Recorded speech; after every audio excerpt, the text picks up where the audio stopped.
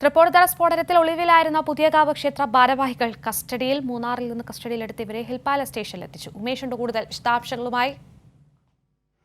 Umesh, good morning.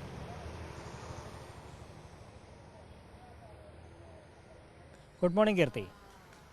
Umesh, ഒളിവിലായിരുന്ന ഇവരെ എപ്പോഴാണ് കസ്റ്റഡിയിലെടുത്തത്? എന്താണ് അതിന്റെ വിശദാംശങ്ങൾ? ഒപ്പം തന്നെ പോലീസ് അന്വേഷണമൊക്കെ ഏത് രീതിയിലാണ് പുരോഗമിക്കുന്നത്? കീർത്തി, ഇന്നലെ രാത്രിയാണ് ഈ ക്ഷേത്രം ഉത്സവ കമ്മിറ്റി ഭാരവാഹികളെ മൂന്നാർ അടിമാലി ഭാഗത്ത് നിന്ന് പോലീസ് കസ്റ്റഡിയിലെടുത്തത്.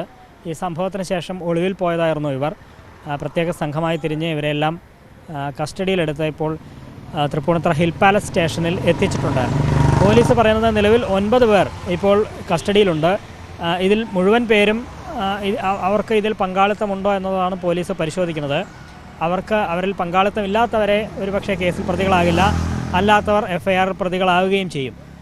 നേരത്തെ തന്നെ ഇതുമായി ബന്ധപ്പെട്ട FIR തയ്യാറാക്കിയിരുന്നതാണ്. FIR പ്രകാരം മുഴുവൻ പേരെയും പിടികൂടാൻ ഇതുവരെ കഴിഞ്ഞിട്ടില്ല. പലരും ഇപ്പോഴും ഒളിവിൽ തുടരുകയാണ്. അതിൽ ചിലരെയാണ് ഇപ്പോൾ കസ്റ്റഡിയിലെടുത്തിരിക്കുന്നത്. ഇതുമായി ബന്ധപ്പെട്ട 2 കേസുകൾ പോലീസ് രജിസ്റ്റർ ചെയ്തിരുന്നു. ഒന്ന്, ഈ പുതിയകാവ് ക്ഷേത്രത്തിൽ വെടിക്കെട്ടിന് പോലീസ് അനുമതി നൽകിയിരുന്നില്ല. ആ അനുമതി ഇല്ലാതെ വെടിക്കെട്ട് ഒരു ദിവസം നടത്തുകയും ചെയ്തു. അതായത് ഞായർ, തിങ്കൾ ദിവസങ്ങളിലായിരുന്നു വെടിക്കെട്ട് നടത്താൻ ഇവർ തീരുമാനിച്ചിരുന്നത്. തീരുമാനിച്ച പ്രകാരം ഞായറാഴ്ച വെടിക്കെട്ട് നടത്തുകയും ചെയ്തു. അത് അനുമതിയില്ലാതെയാണ്. ശനിയാഴ്ച തന്നെ ഇതുമായി ബന്ധപ്പെട്ട് പോലീസ് കേസെടുത്തിട്ടുണ്ട്. അനുമതിയില്ലാതെ വെടിക്കെട്ട് നടത്തരുത്, അതിന് വിശദീകരണം നൽകണം, വെടിക്കെട്ട് നടത്താൻ തീരുമാനിച്ചതിന് വിശദീകരണം നൽകണമെന്നാവശ്യപ്പെട്ടുകൊണ്ട് പോലീസ് നോട്ടീസ് നൽകിയിരുന്നു. എന്നാൽ ആ നോട്ടീസ് അവഗണിച്ചുകൊണ്ടാണ് ഞായറാഴ്ച വെടിക്കെട്ട് നടത്തിയത്. ഇതിന് പോലീസ് കേസെടുത്തിട്ടുണ്ട്. ആ കേസുമായി ബന്ധപ്പെട്ട FIRൽ ചിലരെ പ്രതി ചേർത്തിട്ടുണ്ട്. അതുകൂടാതെ തൊട്ടടുത്ത ദിവസവും വെടിക്കെട്ട് നടത്താൻ തീരുമാനിച്ചിരുന്നു. ആ വെടിക്കെട്ടിന് വേണ്ടി ഒരുക്കിയ വെടിക്കോപ്പുകളാണ് പൊട്ടിത്തെറിച്ചത്. വലിയ അപകടം ഉണ്ടാവുകയും ചെയ്തത്. അപ്പോൾ രണ്ടാമതൊരു കേസ് കൂടി രജിസ്റ്റർ ചെയ്തു. ഈ 2 കേസുകളിലും ഉൾപ്പെട്ട പ്രധാനപ്പെട്ട പലരുമാണ് ഒളിവിൽ പോയത്. ഒപ്പം വെടിക്കെട്ട് കരാറുകാരൻ ഉൾപ്പെടെ പരിക്കേറ്റ് ചികിത്സയിലുമാണ്. അതുകൊണ്ട് അവരുടെയൊന്നും മൊഴിയെടുക്കാൻ പോലീസിന് സാധിച്ചിട്ടില്ല. പക്ഷേ ഇതുമായി ബന്ധപ്പെട്ട് വളരെ സമഗ്രമായ അന്വേഷണവും പരിശോധനകളും ഒക്കെ പോലീസ് നടത്തി വരികയായിരുന്നു. അതിനിടയിലാണ് മൂന്നാർ അടിമാലി ഭാഗത്തു നിന്ന് 9 പേരെ പോലീസ് കസ്റ്റഡിയിലെടുത്ത് ഹിൽ പാലസ് സ്റ്റേഷനിൽ എത്തിച്ചിരിക്കുന്നത്. ഇവരെ ചോദ്യം ചെയ്തു വരികയാണ്. ഇവരുടെ അറിവോടെയാണോ അവിടെ വെടിക്കെട്ട് നടത്തിയതും പിറ്റേ ദിവസം വെടിക്കെട്ടിന് ഈ വെടിക്കോപ്പുകളൊക്കെ ഒരുക്കിയതും ആ സ്ഥലത്ത് ഇത് ഇറക്കിയതൊക്കെ ഇവരുടെ അറിവോടെയാണോ എന്നുള്ളതാണ് പോലീസ് പരിശോധിക്കുന്നത്.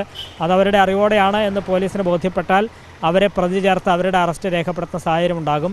ആദ്യഘട്ടത്തിൽ 4 പേരെ പോലീസ് അറസ്റ്റ് ചെയ്ത് റിമാൻഡ് ചെയ്തിരുന്നു. അത് ക്ഷേത്രം ഭാരവാഹികളായ 2 പേരാണ്. ആ 2 പേര് അവർക്കിതിൽ പങ്കാളിത്തമുണ്ട് എന്ന് ബോധ്യപ്പെട്ടതിനെ തുടർന്നാണ് 2 പേരുടെ അറസ്റ്റ് രേഖപ്പെടുത്തുകയും അവരെ റിമാൻഡ് ചെയ്യുകയും ചെയ്തത്.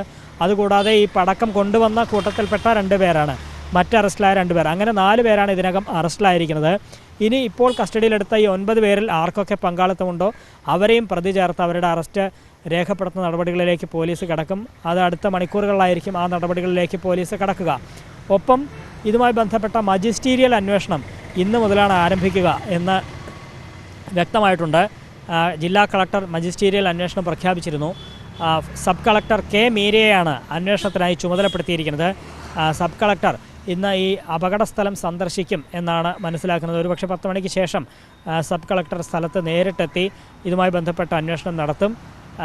സാക്ഷികളായവരെയും പരിക്കേറ്റവരുടെയും ഒക്കെ മൊഴി രേഖപ്പെടുത്തും എന്നാണ് മനസ്സിലാക്കുന്നത്. ആ നിലയിലുള്ള അന്വേഷണവും മുന്നോട്ട് പോകുന്നുണ്ട്. ഒപ്പം ഈ പരിക്കേറ്റ് ചികിത്സയിൽ കഴിയുന്ന 4 പേരുടെ നില ഗുരുതരമായി ഇപ്പോഴും തുടരുകയാണ്. 3 പേർ എറണാകുളം കളമശ്ശേരി മെഡിക്കൽ കോളേജിലും ഒരാൾ തൃശ്ശൂർ മെഡിക്കൽ കോളേജിലുമാണ്. ഇത് പ്രധാന കരാറുകാരനായ ആദർശ് ഉൾപ്പെടെയുള്ളവരെയാണ് പൊള്ളലേറ്റ് ഗുരുതരാവസ്ഥയിൽ കഴിയുന്നത്. കഴിഞ്ഞ ദിവസം വരെ അതീവ ഗുരുതരാവസ്ഥയായിരുന്നു. എന്നാൽ ഇന്നലെ മെഡിക്കൽ കോളേജ് അധികൃതർ അറിയിച്ചതനുസരിച്ച് ഇവർ മരുന്നുകളോട് പ്രതികരിച്ചു തുടങ്ങിയിട്ടുണ്ട് എന്നുള്ളതാണ്. ആ നിലയിലുള്ള ചികിത്സയും അവർക്ക് ലഭ്യമാക്കി വരുന്നു. ഒപ്പം അന്വേഷണവും പുരോഗമിക്കുന്നു. പോലീസ് അന്വേഷണത്തിൻ്റെ ഭാഗമായി ആരുടെയൊക്കെ അറസ്റ്റ് ഇന്നുണ്ടാകും എന്ന കാര്യം വരും മണിക്കൂറുകളിൽ അറിയാൻ കഴിയും. ഒപ്പം മജിസ്റ്റീരിയൽ അന്വേഷണവും ഇന്നു മുതൽ ആരംഭിക്കുകയും ചെയ്യും. കീർത്തി. ശരി, ഉമേഷാണ് ആ വിവരങ്ങൾ നൽകിയത്.